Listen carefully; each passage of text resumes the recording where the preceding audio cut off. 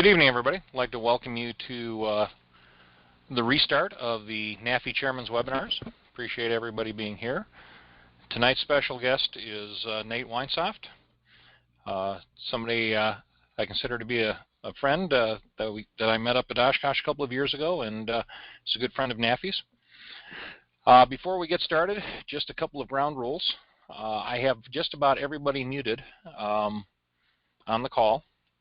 I'll unmute folks. I don't like leaving people muted, but I'm going to ask you to be your own police, so to speak. That is, excuse me. That is, mute yourself if you're not speaking. So before we get started, good evening, Nate. How are you?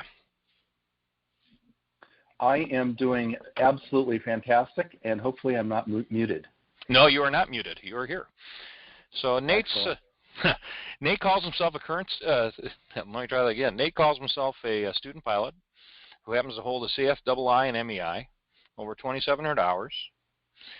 He first flew in instruments at the age of 6 when his dad had him fly out of the left seat in a Piper Cherokee, and he was on instruments but he couldn't see beyond the instrument panel. In high school, he worked on several home-built aircraft and earned his private pilot certificate at Johnson County Executive near Kansas City. He's been teaching part-time since 2001 with the East Coast Aero Club located in the Boston area. He's worked with local therapists. He's provided tailored flights for more than a dozen patients and their therapists. I'll have to ask about that. I assume that's for fear of flight type issues, Nate? You know, it was pretty interesting stuff because it was Boston University has a Center for Anxiety and Other Disorders, and in some cases they actually use the airplane to induce anxiety in people who didn't even have a fear of flying. They had they were using it to teach them how to basically work through the anxiety using the therapy technique that they've developed. I remember one gentleman in particular, he wanted to treat it like a flying lesson. He was having a great time, and the therapist asked me to actually do some more, you know, I wouldn't say extreme, but just maneuver some more to try to induce some fear in this guy because he was having such a great time. That sounds like a great subject for another webinar. How CFIs can do other stuff outside the box. Happy to do it. All right. Sure, absolutely. And outside of aviation, Nate has over 30 years working as a software sales engineer. So, Nate, I'm going to turn the screen over to you.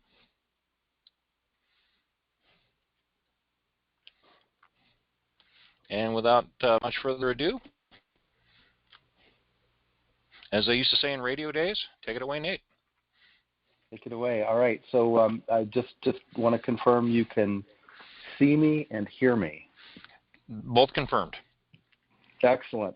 Well, fantastic. Well, thank you for the very kind words, Bob. I sure do appreciate it. And I have to start by commenting that I did grow up in an aviation family, and this is just a huge honor for me to present to you guys. First, that you're taking your Wednesday evening to spend some time to listen, but also as a kid growing up in Kansas City, the people that I respected the most, my heroes, I knew lots of pilots, but it was the flight instructors that I really thought were great. So it is a pretty big honor for me to do this. You know, I'm gonna start tonight by talking actually not about flying, but I'm going to talk about my doctor. I love my doctor, and it's not because she's cured me from some horrible disease. It's actually because she takes the time to listen to me. I go in for my physicals, and she listens, and as a consequence, she gets the full picture of what's going on with my health, and as a consequence, I'm a pretty healthy guy, and I get to fly, our Cirruses around and teach, and I'm awfully darn happy about that. But I know a lot of people are not that thrilled with their doctors or the healthcare system, and one of the things that I certainly have heard about is that the insurance companies are really squeezing physicians to try to see more patients in less time and as a consequence, everybody feels kind of like they're in a line there, rushing through their healthcare. And as a flight instructor, I started to think about my business because, candidly, I know a lot of the folks in NAFI are full-time instructors. I'm not. I'm a part-time guy, and I love flying, but I also, I hate disappointing my students. I always want to try to see if I can get as many students as I can in a given weekend. And I started to think about, was I actually hurting the instruction that my students were getting by trying to do too much in too short of a period of time? And I really wanted to emulate my doctor, the way she spends so much time with me, and I know I appreciate that. So that was sort of the thought process that went into the creation of this session. And tonight, what I'm going to be presenting are basically these three topics. Why do we need to debrief, and is that really important? Beyond that, what happens when we don't? What happens when we start shortening our students, the time we're spending with our students on the ground? And then the last thing is, as Bob mentioned, I'm a big-time computer geek, and I sort of went beyond that and said, are there ways for automated web-based tools maybe, or iPad types of things that we as flight instructors can leverage? And I will mention that I did work with the guys at CloudAhoy. I was an early user of theirs, but tonight I'm going to be talking about multiple different types of tools that we can use as CFIs. My plan is to go for probably close to about 30-35 minutes, and then I'll stop. But if somebody has a super big question, I certainly don't mind pausing to address it right at the moment. Okay, and let me jump in for just Sure. 1 moment. Again, a reminder to everybody: please mute your mics. And if someone has a question, probably the easiest way to handle it during the presentation is go ahead and put it in the chat area, and we'll pick it up and read it off and go from there. There's a chat area in Start Meeting down at the bottom of the widget that you downloaded, or you can jump in, but it's a little easier if you just do it as a chat. Yep. Thanks. Thank you, Bob, and I'll let you keep an eye on those because I don't have the chat window displayed right now. So let's jump right into it. Really, why should we care about that post-flight time? And like all good flight instructors with questions about aviation things, I turn to the FAA, to the Aviation Instructor's Handbook. And this quote is not exactly ambiguous. They don't talk about debriefing per se, but they do talk an awful lot about giving students appraisals and assessing their performance. And the quote here, for anybody who doesn't see the screen, it just says, "No skill is more important to an instructor than the ability to continuously analyze, appraise, and judge a student's performance." So if this is the most important skill, according to the handbook, then I want to take it seriously. So I started to think about what would a typical flight of mine be. And this might be a little ambitious, but I think that, if you have, 2-hour block with a student, you're certainly going to take off. You're going to climb, maybe make sure they're doing it at best rate. You want to make sure they can level off. We'll do maybe some slow flight, some minimum controllable airspeed maneuvers. Of course, from there, you got to do the power off stalls. We'll do one turning and we'll do one straight. We're doing stalls. We might as well just do some departure stalls as well.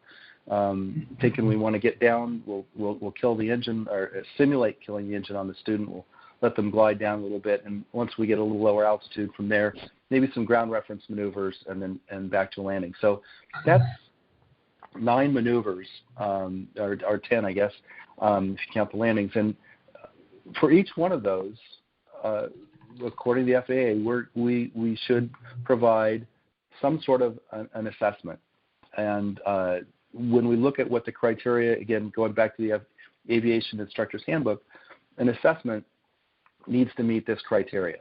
We need to, clearly we need to be objective. We want to make sure that we're being fair, and that the student has to feel like we're treating them fairly. When we're doing this assessment, being flexible, I think when I think about that also, I consider where they are in their student training and what their experience has been. We want to be comprehensive, A to Z. We want to be constructive. We don't want them to just hear about negative things.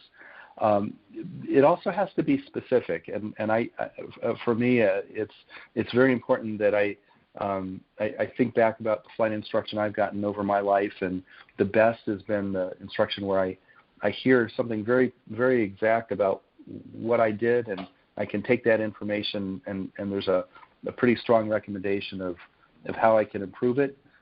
Some of the worst assessments I've gotten were things like, yeah, that was pretty good, or gosh, that wasn't so good. And, you really can't take that and improve your flying. So it's a pretty important list, and it's pretty. I think most instructors certainly try to abide by it when they are giving their critiques. And then the Aviation Instructor Handbook goes on to talk about collaborative assessments, and that I found to be tremendously helpful in that I wanted to give the student a chance to evaluate their own performance for lots of reasons. One of them is if they don't know what the thing is supposed to look like, they're probably not going to be able to come back and fly that maneuver. But I also, Bob and I were talking about this the other day. Golly, I've had times where a student did something, and I was ready to, just let them have it and tell them exactly how they missed the maneuver. But I had a moment, stepped back from the maneuver and said, well, so what were you, how did you want to fly that maneuver? And when I heard the rationale for what the student was doing, it made all the sense in the world to them how they were controlling the airplane. So these collaborative assessments are pretty cool. Now, if you look at this list of what an effective assessment is, I'm not sure we instructors have a whole lot of tools other than maybe a notepad while we're flying to record what's going on. The student, they may have their memory of what they did while they were flying, but of course they're busy flying. So for us to be able to communicate all that to the student, I feel like we kind of need two things. We need some time to be able to get it out, but we also need a receptive student. We don't want somebody telling us to talk to the hand. And it might not be an attitudinal thing. It may be a simple matter of the student's just busy flying the airplane, and they are not in a great place to be listening to that, an assessment that is objective and complete and all that big long list. So I think, from the Aviation Instructor Handbook, it doesn't seem like the airplane is a great place to be doing it, the assessment. But it goes on from there to talk about obstacles to learning. And each of these things I know we've all dealt with students, and while they all may manifest themselves in the airplane, I would argue that trying to resolve it in the airplane or discuss it or figuring out what the student's really going through while we're flying is, in most cases, just doesn't work. And again, Bob mentioned my time working with fear of flying folks and their therapists. And there's a whole lot that goes on before we get in the airplane, and there's a significant amount of time that we talk about it afterwards. But while we're flying, actually the therapist is having a detailed conversation with the patient. I'm not having those kinds of conversations with my students while we're flying. They're busy kind of trying to control the airplane. So you go through the list, and I think everybody would agree that we really need to be able to address most of these things while we're on the ground, being able to kind of work through why does the student feel impatient? Gosh, that's another one where most of us have type A students. They really are trying to get through a course. They don't want to spend a lot of money. So I see that impatience all the time where, people need to be patient with themselves and realize that it does take time to learn how to fly. So that, again, that conversation needs to happen for me on the ground. So while we're flying around, Martha's Vineyard trying to find the airport and get the airplane on the ground, I just, like I said, I just don't think this is the place where most of us want to engage in those conversations. So what does Flying Magazine say about all this? Well, they actually did a tip of the week back in 2013, and Pia made the comment that a lot of people do kind of feel like doing these debriefings may be a waste of time, but and she kind of goes on to talk about the importance of being able to do the debrief in a place where there aren't distractions. So for most of us, that's on the ground. At this point, I suspect there are a few of you guys and gals watching the webcast that are probably just saying, okay, you're duh. I mean, it's or as one of my college professors might say, it's intuitively obvious that a debrief is a good thing. But as Bob mentioned, I spent the last couple of years at Oshkosh working the CloudAhoy booths, and I got a chance to talk to an awful lot of pilots who walked by, and I started asking them about what was preventing them from actually getting a debrief. And these are just kind of three of the things that stuck in my head. I'm sure if we jump into a discussion after my session, you guys may have others, but part of it is just motivation. Clearly people are spending the money and taking the time to learn to fly because they love flying. And doing ground time just isn't nearly as much fun. That's true for the students. It's also true for the instructors. The other thing that I heard quite a bit was that people just don't have time, that they have stuff going on outside of the aviation. So students, when they get done flying, they kind of want to get home and get on with their lives. Instructors, usually they've got another block of students that they want to fly with right afterwards. And then there's also this perception of money, that the flight schools, the students, and the instructors all kind of feel like their money's not as well used on the ground, or they're not going to make as much money if airplanes and the students aren't flying. So those are just a handful of reasons. I suspect people have others, but I think what I was trying to do is show that, at least from the FAA standpoint, there's a pretty clear and compelling reason why we should debrief. So given the fact that people have this choice, both the students and instructors, I started to think about, well, what's the impact of not spending that time with the student? And fortunately, AOPA did a study back in 2010. And the whole point of that study was to interview students, instructors, and flight schools. And what they were looking at was, what did everybody feel was a good experience? What was a bad experience? What were reasons for students not completing their training? And what were some of the ones who did? What were the things that were very high as far as factors that caused them to stay? And boy, I did a little bit of reading through the report. I didn't want to present the whole thing here tonight because I didn't want to put everybody to sleep. But this quote, to me, more than anything, really hit the tone, which is, it's really about how we interact with our students. And in this piece of the survey, they call out directly pre- and post-flight debriefings as an important piece of it.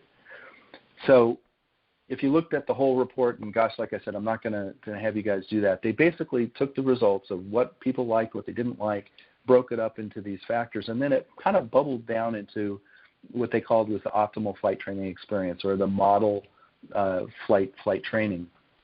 And I started looking at these results, and I said, well, how many of these relate to a post-flight or pre-flight experience?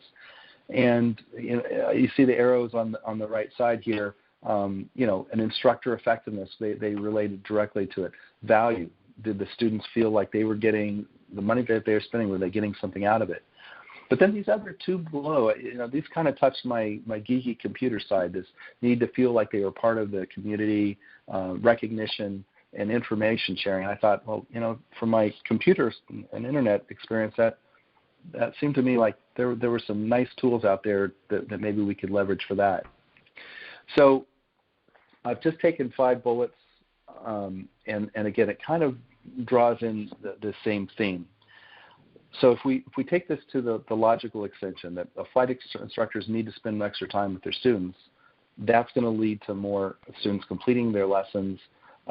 Same thing with being able to review lessons before and after flights. People spending the last bullet in particular, covering material in flight that could be covered with less expensively on the ground. We take those bullets and we think about, well, if we meet the model, we have a better chance of keeping our students.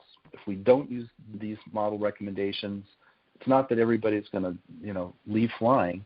It just says there's a higher chance that our students aren't going to be happy, that we're not going to retain them as students, and that's not good for aviation.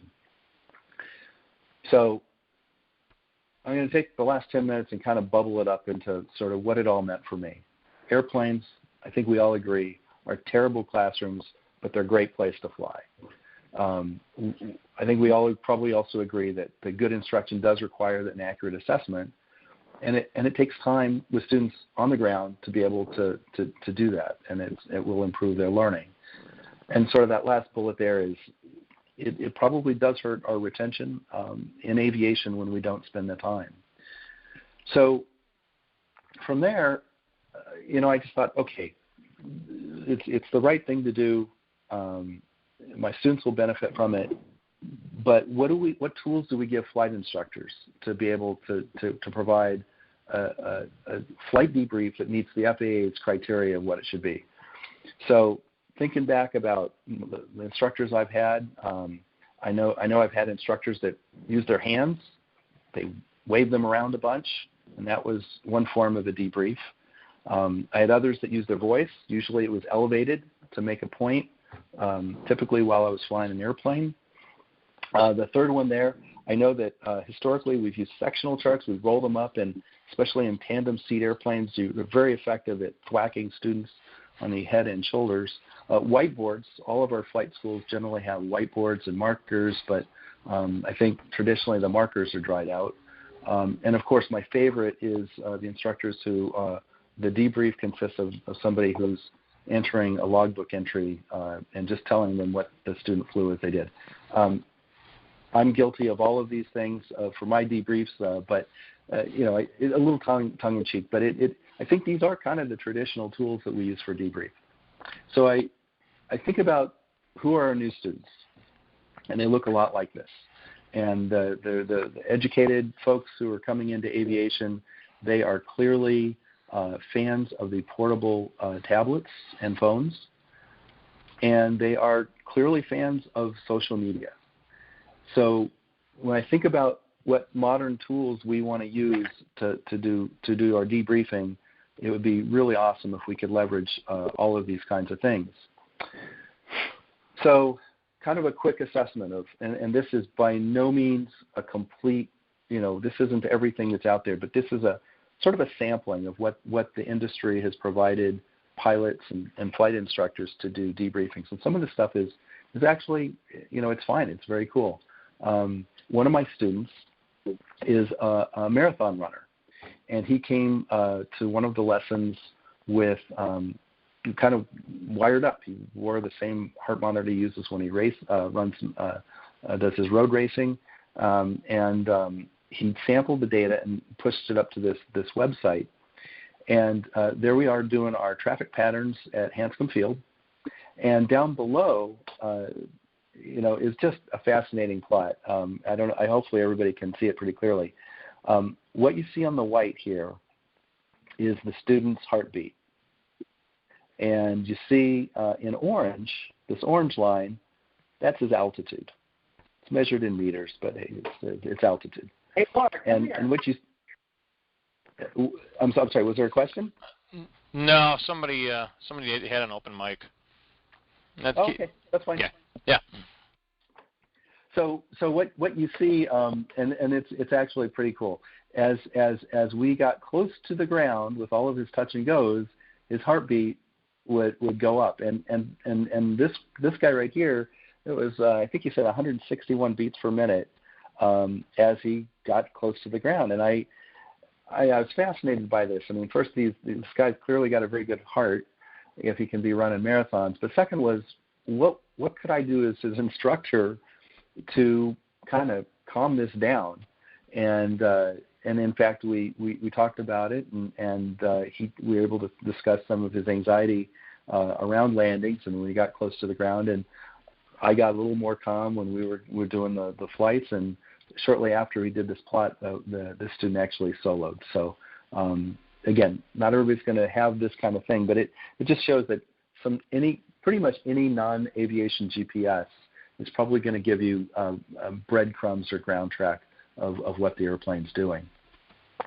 I'm a pretty big fan of ForeFlight, and again, it's, if you see over here, you can press the record button.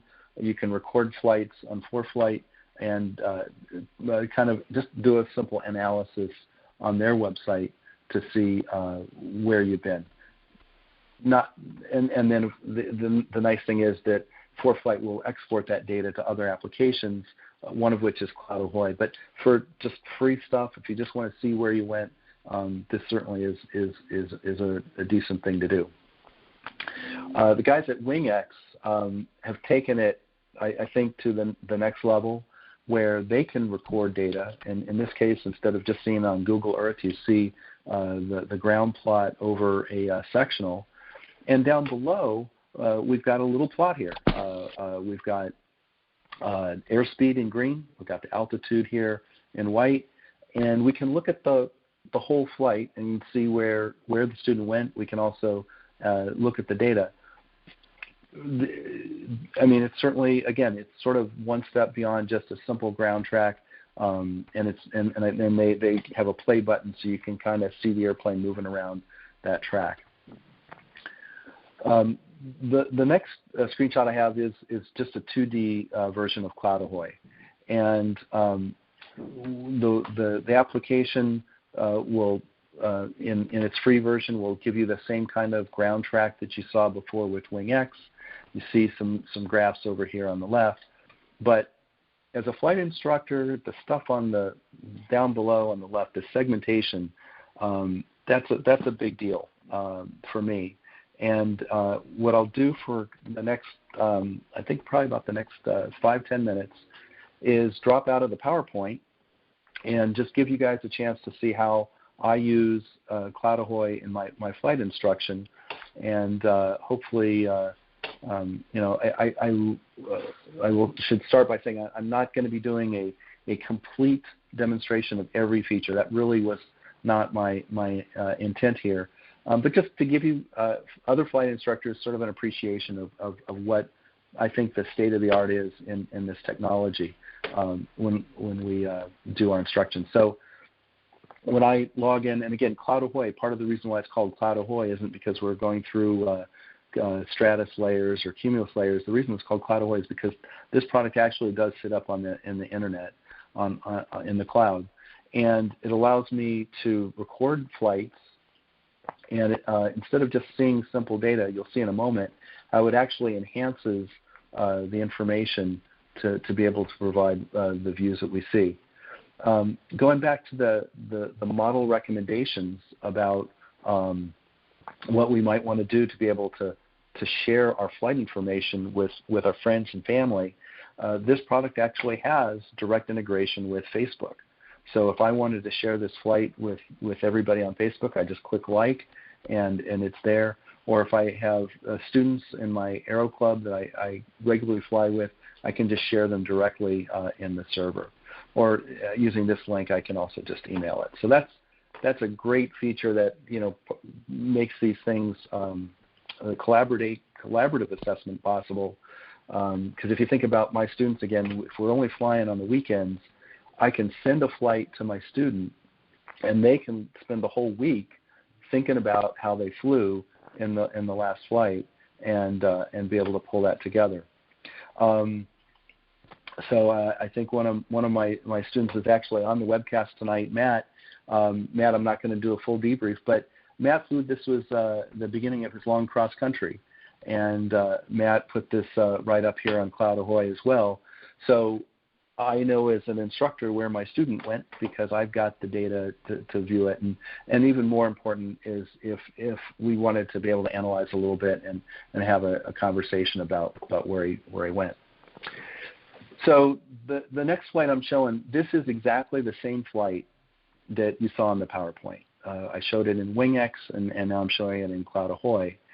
And as I mentioned, we've got this segmentation. And what that means is that I go out and I fly, I capture the data, and literally as I walk into the club, as soon as my iPad is on the network, the data from our flight gets put up into the server, and all of this segmentation gets built out for me automatically. What that means for me is that I can analyze just one piece of the flight.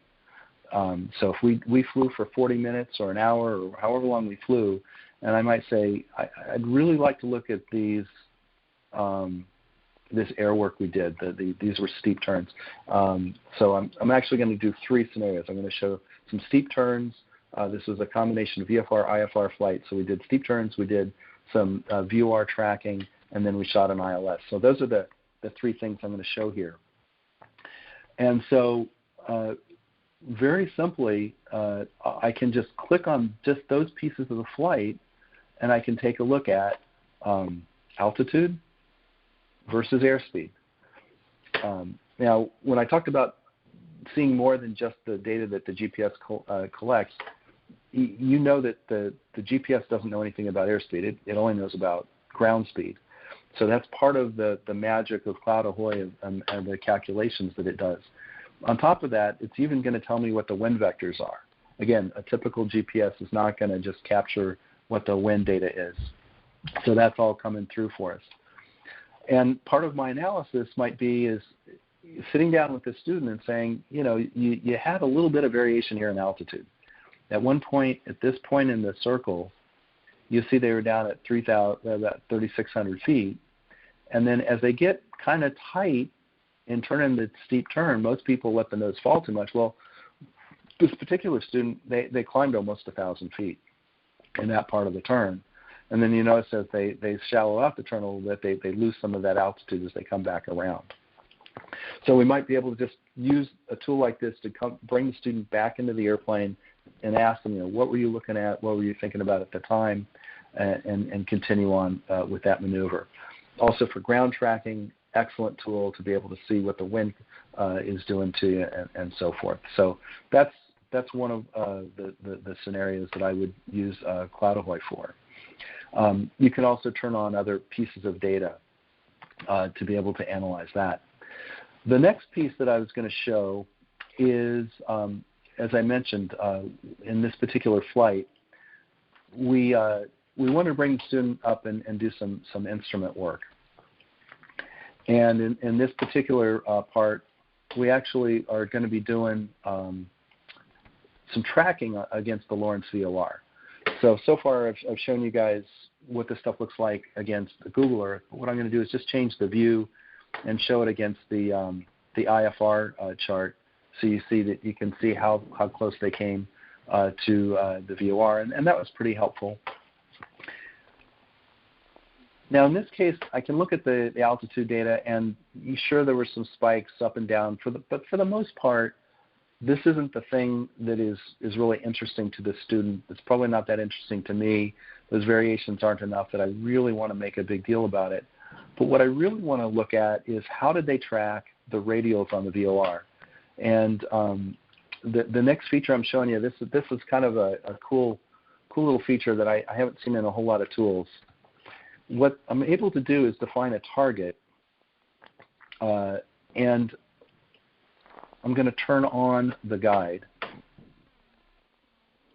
And where we're going to go with all of this, I'll put this back in the satellite view so you can see it a little bit better. At this point, what I'm trying to figure out is how did the student fly the radials off of the VOR? And I can sort of get some idea. But if you look down here on the where my mouse is, you see it has DME distance to and from. And I can just step the student, or I can step the airplane along the student's path. And you see that he's doing just a fabulous job of holding that 62 degrees. And then at this point in the flight, I asked the student, okay, you tracked outbound on the 60-degree radial. Why don't you now track out the 40-degree radial? And you see how they turn in the right direction, and they intercept it, and they track it outbound. So this guy just did a fabulous little job here doing exactly what I said. And then coming back the other way, you see how he tracked that same 60-degree radial in. And then we wanted to transition from there to say, well, let's fly the hold as published. And the first time he went around the hold, you see that he kind of went outbound a little bit too far. I was really happy that when he started to turn inbound, he didn't turn directly back into I think it was the 233. He actually kind of leveled off a little bit early, intercepted it inbound, and then you see the next hold, he did just a great job flying that. So that's an example of visualization of holds and how to use something like this. I've got one more demo scenario here for you guys. So, sorry for the. Hopefully it's not too boring watching somebody else's flying. Trust me, it's a lot of fun when you're looking at your own flying. So from here, what I'm going to do is, as I said, he flew an ILS.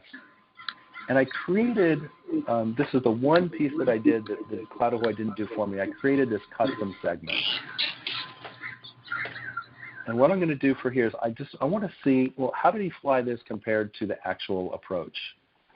And so for this guy, I'm going to turn on the localizer 29 in Bedford, and we'll add that on. And so what you see is, you see the waypoints, you see the missed approach procedure. You also see those white lines are going to be the white lines are going to be the localizer, the boundaries of the localizer. And to make this even more fun, I'm going to turn this into a 3D view. 3D view. I don't know if you guys remember Top Gun, but when the scene when Maverick's seeing his flight and they spin it around and Charlie's telling him how he flew that aggressive maneuver. Well, the 3D rendering actually gives me the same kind of tools here with my students.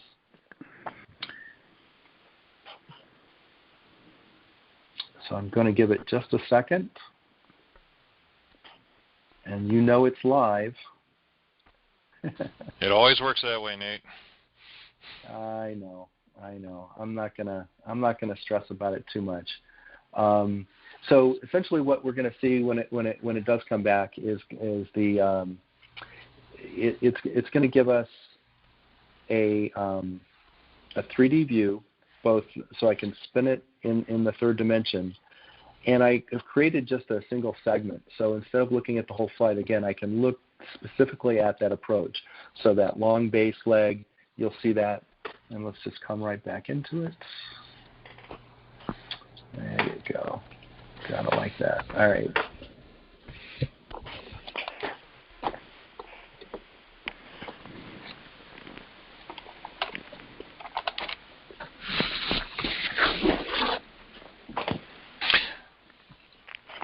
You know, it's like doing a perfect landing. Nobody's ever around, Nate. You know, it's just seems to be a rule. No, it's like this feels way more like a check ride to me than just a simple landing. Demonstrating this to my peers. Well, you're doing very well, so you're doing fine. Oh, well, thank you. I do appreciate it. All right. So now what we're looking at is the flight in the 3D mode. And again, I'm just gonna you see all of that data. What I'm just gonna do is I'm just gonna turn off these guys, and all I want to look at is just this one little piece. And again, I think that is just a huge, for me, I've just found it to be a huge value. So I can just really drill into one specific part of the flight. We can zoom in here a little bit.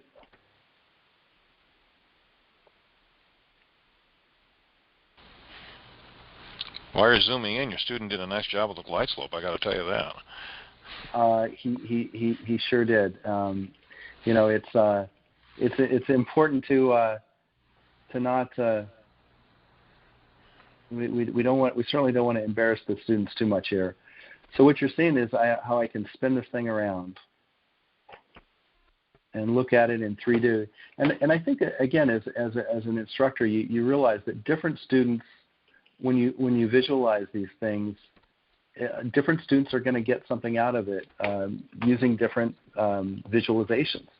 So for some folks, being able to spin something around and look at it in 3D, and then be able to kind of look at their flight path and see how that looked, that's going to be very, very helpful to them. So this is certainly one view, and I'll just zoom in on it just a little bit more so you guys can get an idea of what that looks like. But I'm sure there's some pilots here that are going, you know what, I have my GoPro camera, and my GoPro camera lets me see right out the window. That's really what I would want to see. And GoPros are pretty cool. I like them a lot. But when I watch the videos, I always say, you know, I'd love to see the instruments. I don't want to just see the horizon and hands moving around. What I'd really love to see is the actual flight. So with CloudAhoy, I can bring in a video. So if I've recorded something in GoPro, or if I've recorded the audio, this is what I've done with some of my students. I'll record the audio and upload that and be able to sync the audio of the lesson.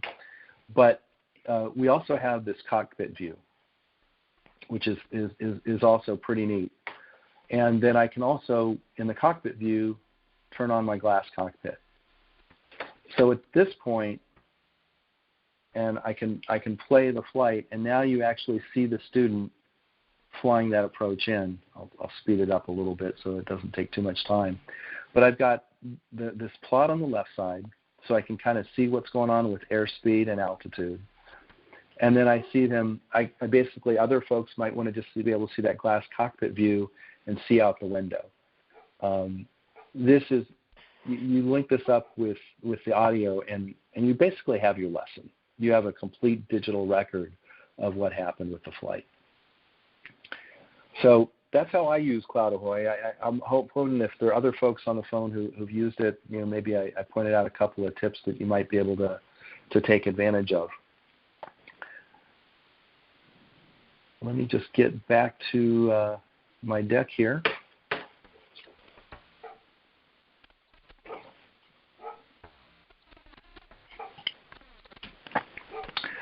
So kind of two rhetorical questions I'll throw out to the group is can these electronic devices help us get more out of that ground time?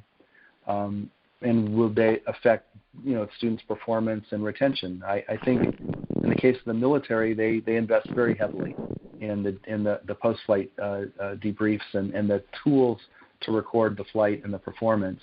And I think that, you know, even from the simple breadcrumbs all the way up to something like CloudAhoy, it feels to me, at least in my training, I've certainly found these to be helpful.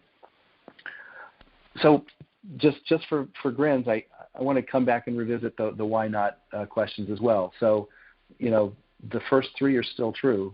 You know, it's still more fun to fly than to sit on CloudAhoy or ForeFlight and see my flight replay. But the last three, I think, are interesting. I'm not sure that general aviation has ever had a low-price tool to be able to go back and replay a flight. Does require computers. It does require a little bit of computer skills. So I think these are things that, for folks that make the investment, I've heard very clearly from my students that they really appreciate it. And I will just share another way that I've leveraged this is when I do intro flights. Is I will record the flight, ask the student to give me their email address, so now I have a way of communicating with them, and I'll send them the flight. And again, that's been a very low-cost marketing tool that I've used. So there's me after probably one of the happiest days of my life, getting to fly with Mr. Sean D. Tucker out there at his school at King City. So from there, let me just open it up to any questions. Well, I'll tee it up right off the bat. Not just as a question, but a statement. You mentioned audio recording. I've recorded myself on a lesson, or recorded myself and the student on a lesson using Lightspeed's tool, FlightLink. And I can't speak for the rest of you, but hearing yourself teach is an eye-opening experience if you ever have a chance to do that, speaking about improving the quality of your instruction and improving your pilot's experience, it's not always fun to listen to yourself, but you learn a lot. I'll just leave it at that. I recorded a flight recently when I was a student, and I was just utterly shocked at how much information I had missed, and being able to record it and how useful that was. But yeah, absolutely, as the teacher too. I think that's the only way you get better, right? Is by critiquing yourself and figuring out where you can improve things. Absolutely. One question I do have, and then I'm just trying to plant some seeds here. I use Redbird. There's other simulators too. Again, these aren't commercials for products, but I have access to a Redbird FMX. And one of the things I've discovered with CloudAhoy is that if I kind of fib to CloudAhoy or ForeFlight and say it's a 172, it does a pretty good job of rendering what the student did in the sim too. That's also been a big help. And is that fairly straightforward, easy to do, or do you know of other products that do that? So I have done. I'm an X-Plane fan. I often will bring students over to my house to do lessons in X-Plane. The integration is seamless to do that. WingX. When I got WingX, again, it was trivial to be able to make that look like it was on X-Plane and record the flight just like I was in the plane. On Redbird, I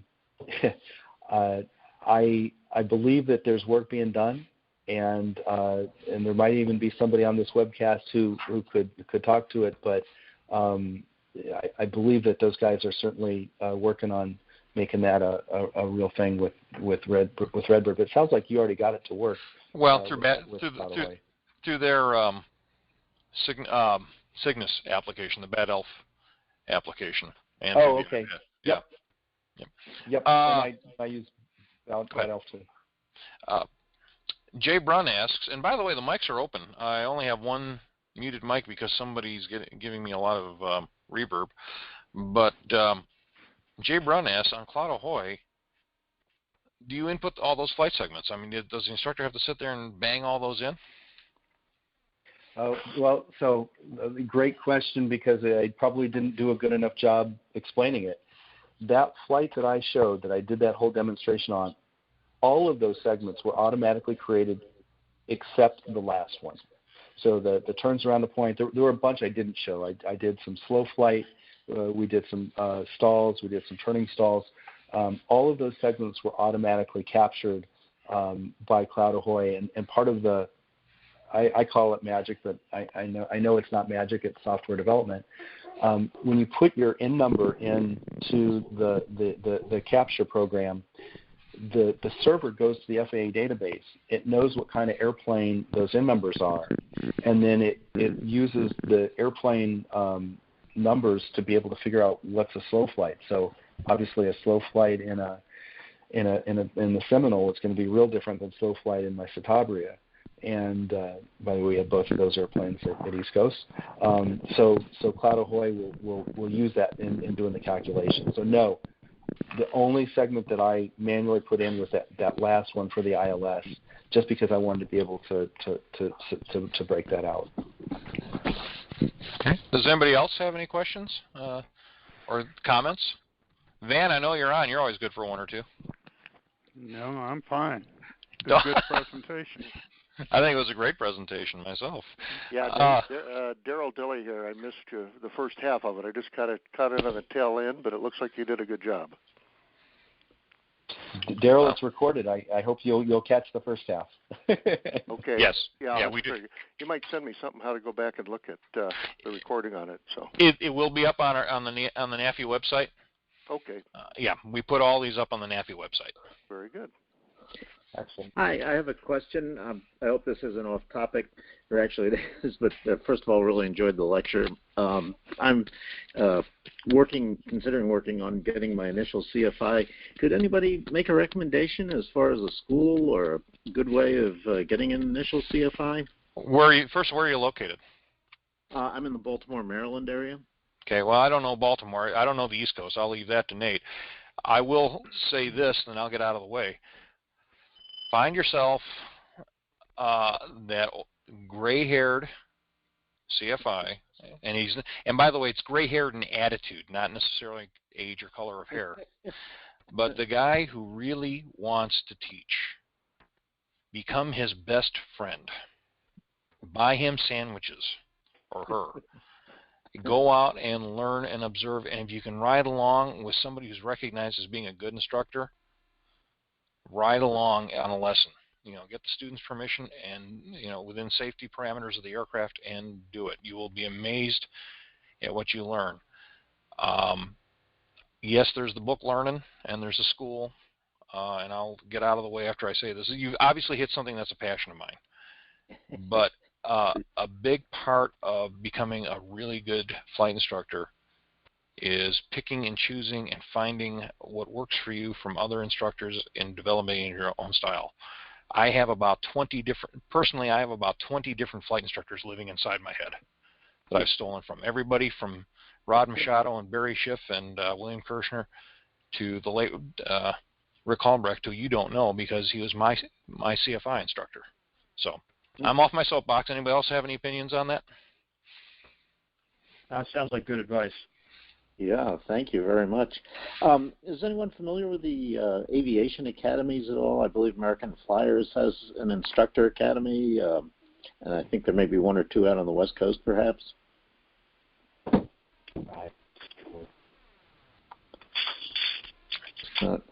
Yeah, I'm looking at a number of scenarios. Well, thank you very much. I really appreciate it. And again, just a wonderful webinar.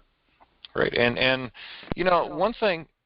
one thing I'll add, you don't have to be a CFI to become a member of NAFI. I hope you are a member. Yes, I did join. I was out at Oshkosh this year, and very good. The gentleman said that I didn't have to join, and I didn't have to be a CFI. So okay. Cody, great. Cody or Kyle did a great job then. Good for them. So that's really, because mentoring is really a big part of it. Somebody had something to say and I stepped on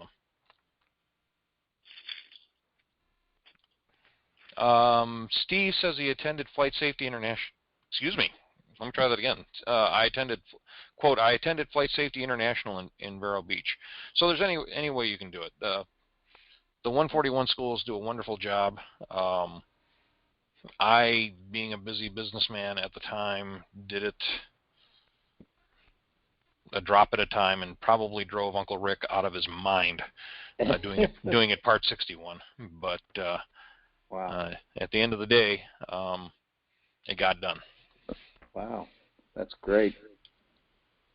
Well, thank you very much. I guess I'll just make a comment to your comment. When you said you have the voices of 20 instructors in your head, I think that's what makes being a flight instructor so amazing, is that every student every student you'll ever get is going to need a different one of those 20 voices.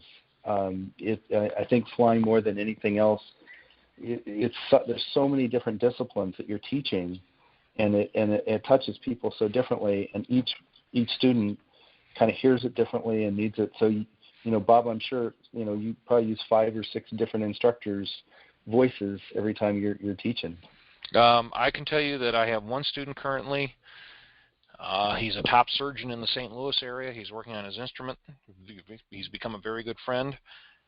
And if you listen to me teach, you would say I'm breaking every rule in the FAA book, because I swear I'm borderline abusive with him. But he is, because of the rigors he went through to become a surgeon, he says that's what he needs from me.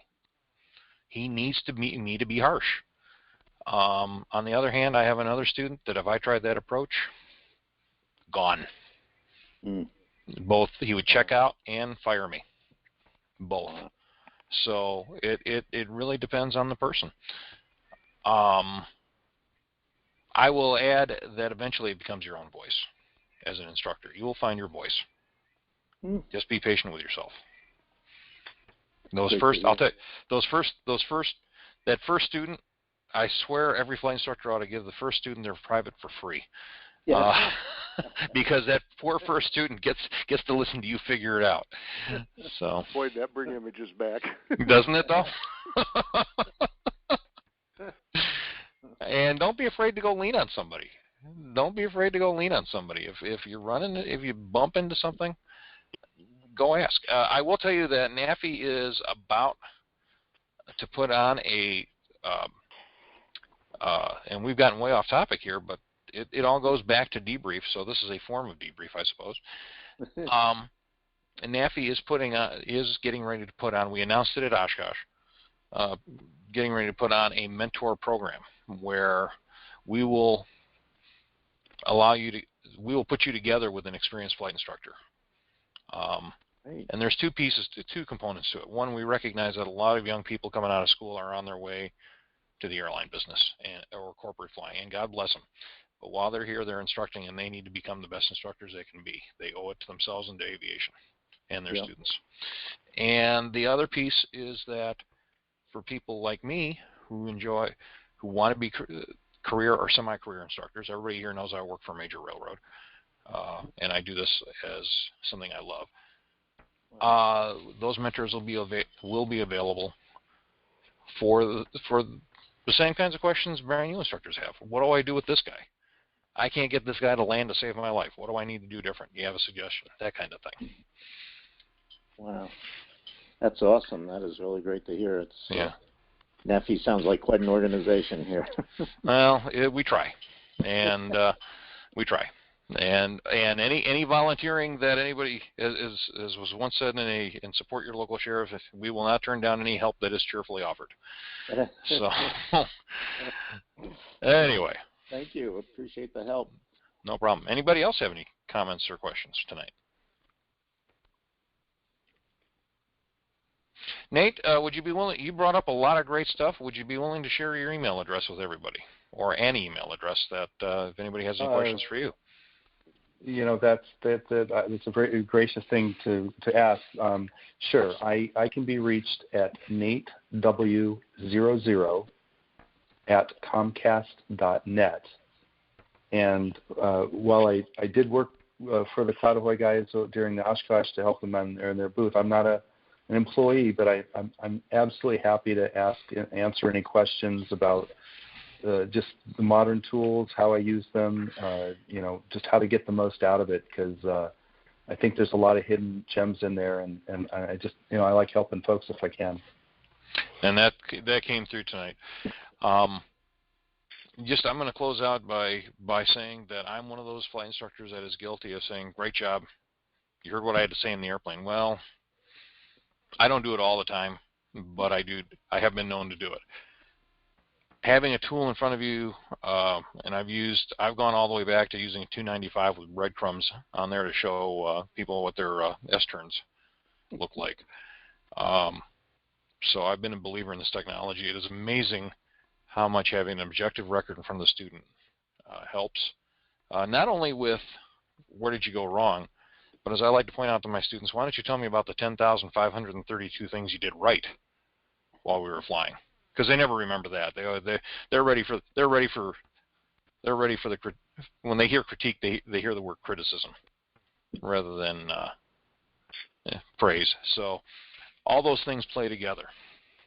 All right. Well, we'll be doing this again the third Wednesday next month. I'm not going to say what it is yet because I'm waiting for an email confirmation. But for those of you that enjoyed these and sent me emails saying, when are you going to do them again? I apologize. This summer became very intense for both professional and personal reasons. Nothing bad. It was a very tough summer, and layered on top of that was a small air show in a small town in Wisconsin. So, so we're back, and we're committed to doing these every month. If anybody has any suggestions for topics or wants to pony up and do one themselves, get out there and show the world how to teach better, or your ideas on how to teach better, we'd love to have you. And thank you for everybody who didn't watch the debate on CNN tonight. And yeah, it was pointed out to me that I was competing directly with one of the most watched political debates in history. So having as many of you here for that is very gratifying. So with that, fly safe. Encourage your students to fly safely and well.